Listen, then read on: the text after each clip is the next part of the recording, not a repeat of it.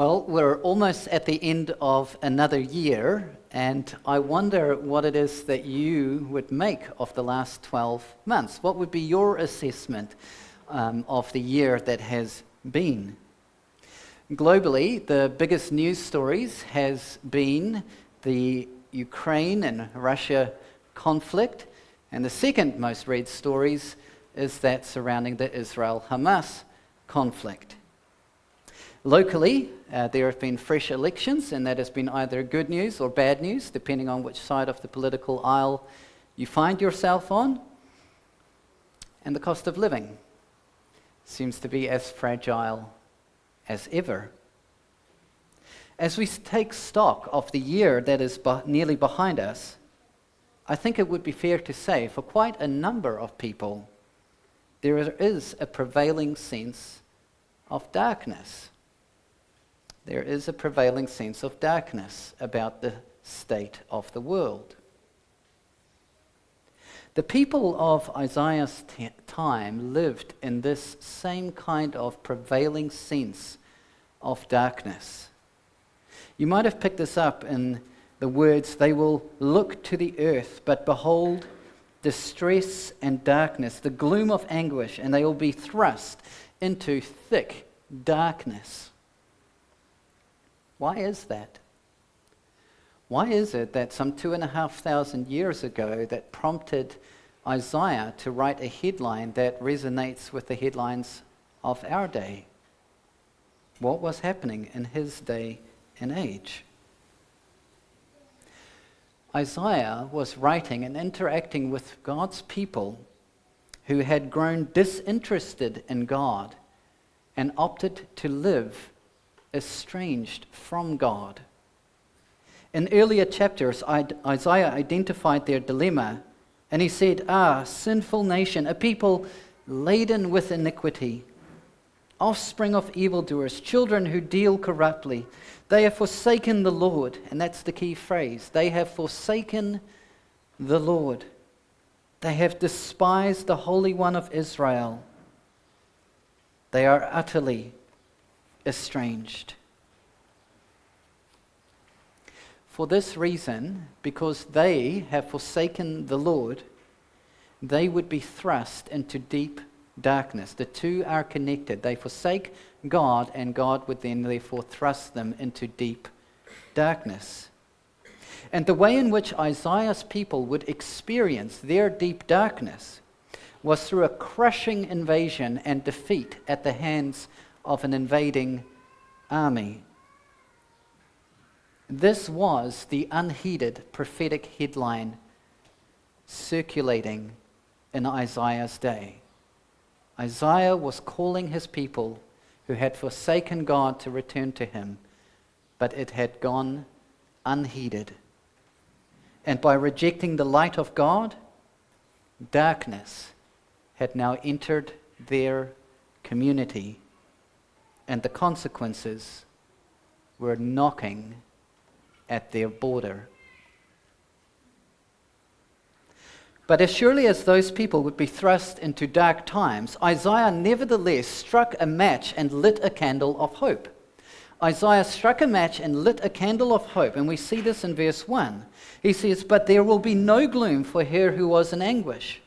In the former time he brought into contempt the land of Zebulun and the land of Naphtali, but in the latter time he has made glorious the way of the sea, the land beyond the Jordan, Galilee of the nations." Isaiah was signaling in those verses, he was signaling to one and all that darkness would simply not prevail.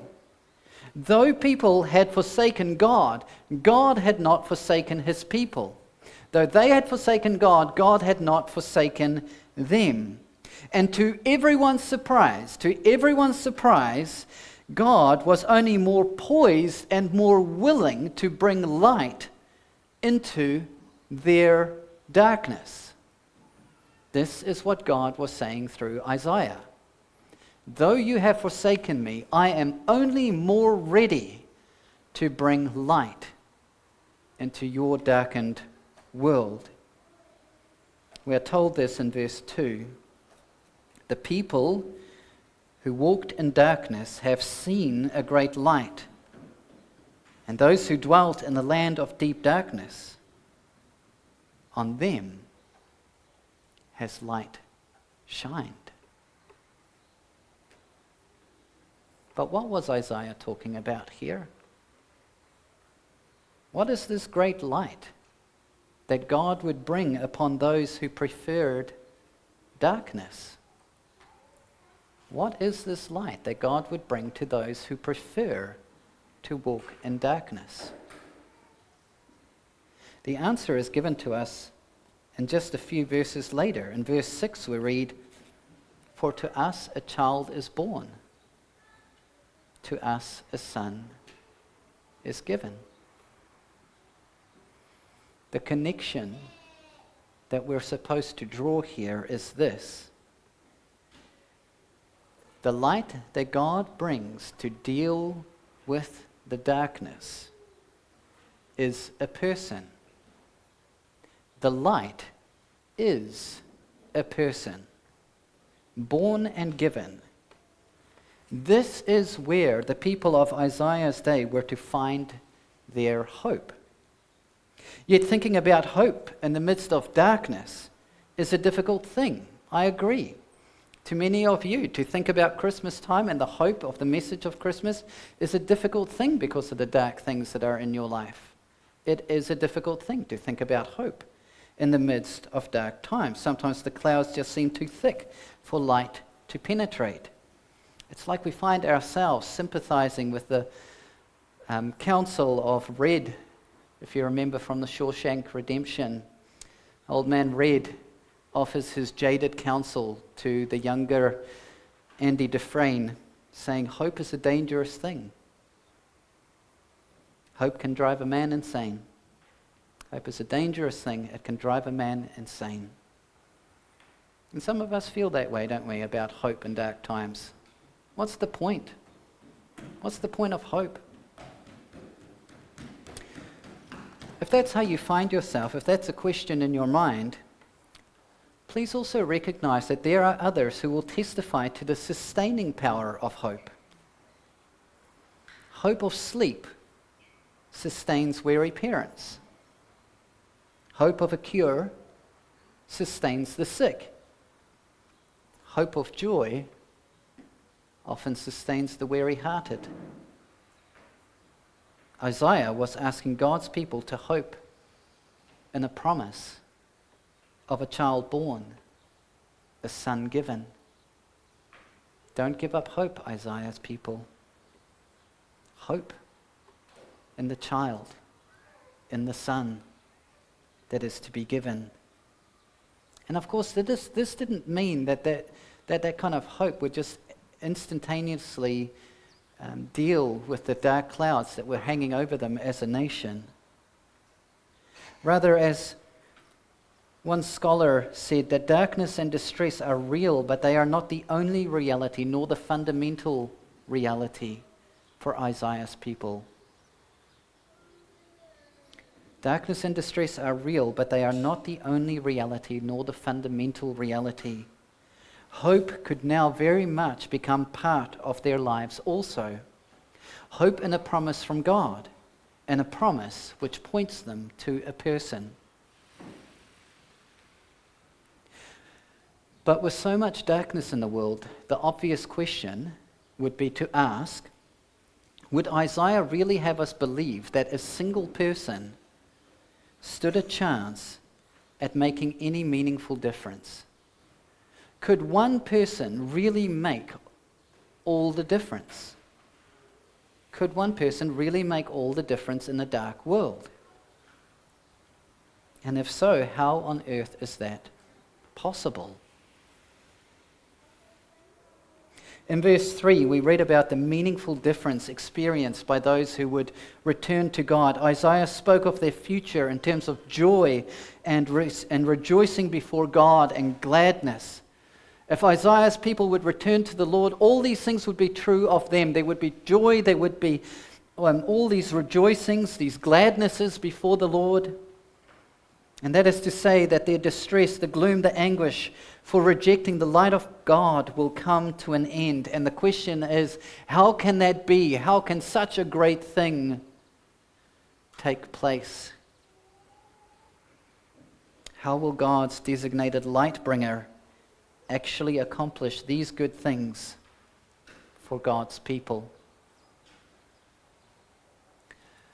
The answer is interesting, because Isaiah tells us that this light bringer, that the light bringer will accomplish these good things for God's people through conquest and victory. Through conquest and victory. Take a look at verse 4. For the yoke of his burden and the staff for his shoulder, the rod of his oppressor you have broken, as on the day of Midian. God was speaking here through the prophet Isaiah about conquest and victory. It is not unlike the language of conquest and victory we find in Exodus, where God was once again fighting for his people. And there he said to his people, I will bring you out from under the burden of the Egyptians, and I will deliver you from slavery.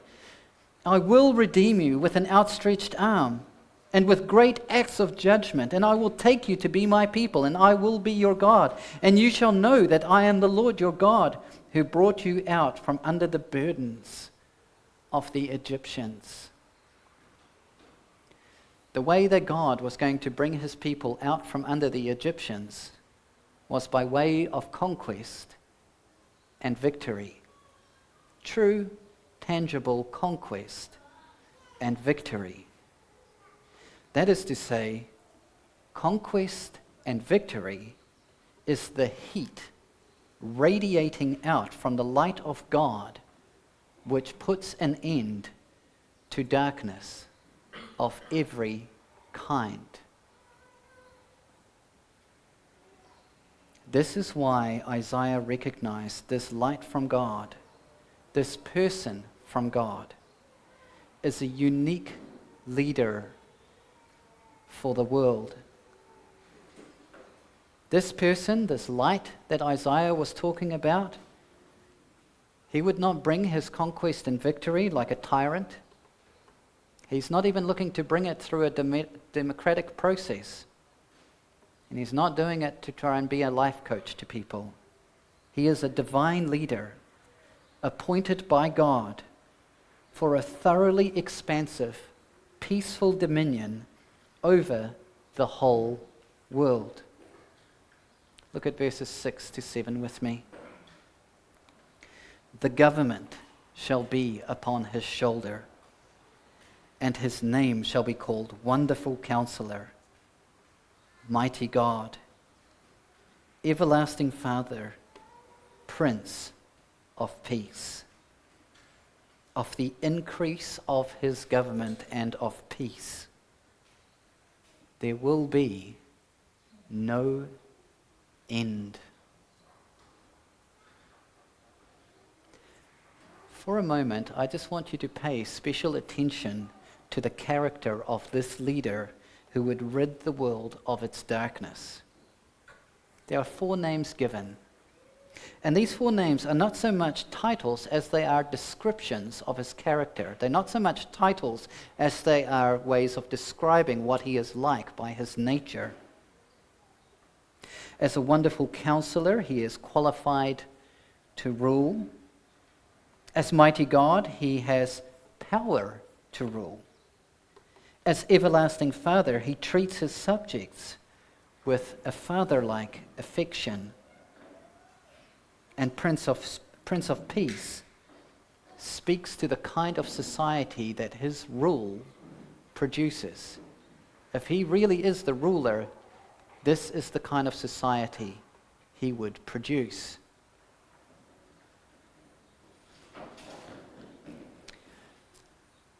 So think about that. Humanity has a long record of failure trying to climb out of its darkness, out of that darkness of forsaking God, by trusting lesser leaders. Humanity is one long record of people trying to climb out of their darkness apart from God. The New York Times once put it very mildly when it said that humans are inconsistent, error-prone, and sloppy. That's a very mild way to talk about the human condition. We cast our hope for a brighter future on leaders who appear wise, but they lack power. Or we cast our hope upon leaders who are powerful, but they lack wisdom. We look to leaders who pontificate about empathy but mistreat their own citizens. Or to leaders who endear us with their vision of the nation, forgetting it is peace of the biblical kind which must be established and maintained. Isaiah therefore tells us, there is only one leader who possesses all the desirable qualities and competencies, and that leader would rescue the world from all its darkness.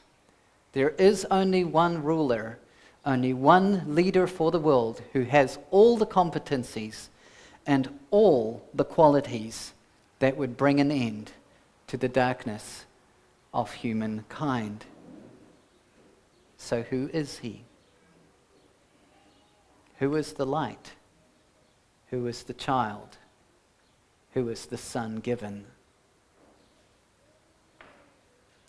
Explicitly, the Bible points us to Jesus Christ. It leaves us in no doubt about who Isaiah was actually talking about.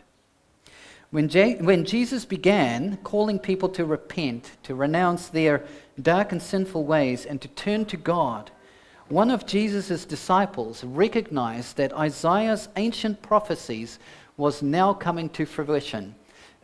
When Jesus was beginning this public ministry of his, calling people to God, one of Jesus' disciples recognized that this passage that we read today, that we read this morning out of Isaiah, was coming to fruition. The moment was now. This is the time that Isaiah was talking about. That disciple connected the dots and said, leaving Nazareth, Jesus went and lived in Capernaum by the sea, in the territory of Zebulun and Naphtali, so that what was spoken by the prophet Isaiah might be fulfilled. The land of Zebulun and the land of Naphtali, the way of the sea beyond the Jordan, the Galilee of the Gentiles, the people dwelling in darkness have seen a great light, and for those dwelling in the region and shadow of death, on them a light has dawned. Jesus was intentionally and deliberately fulfilling this ancient prophecy of the prophet Isaiah. The great light Isaiah spoke about, the child born, the son given, is none other than Jesus. He has come to rid the world of its darkness. If we are to celebrate Christmas at all, we celebrate for this reason, that the Christ has come. The waiting is over. The darkness is no longer the only reality, nor the most fundamental reality for all people. A worthy challenger sent by God has now arrived. But if this is true,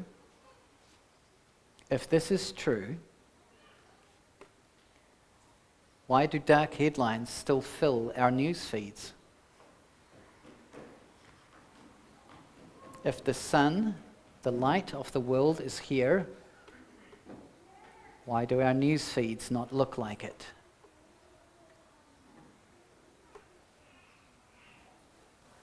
Why is there still so much darkness left in the world is the question. And the answer is both promising and painfully humbling. The answer is both promising and painfully humbling. It is promising because, as Isaiah said, the increase of his government and of peace, there will be no end. That is a very promising promise indeed. Throughout history, Jesus has undoubtedly increased the reach of his visible governance. Over the course of 2,000 years, beginning with a handful of scared and vastly outnumbered missionary disciples, Jesus is now believed upon in the world by billions. We are counting Christians by the billion. It is incredible what Christ has done in 2,000 years. History shows Jesus increasing his governance not all at once. It's not like the light has come and it's all done. No, the Son is given, the light has come, and he is increasing his government and peace in varied steps of progress.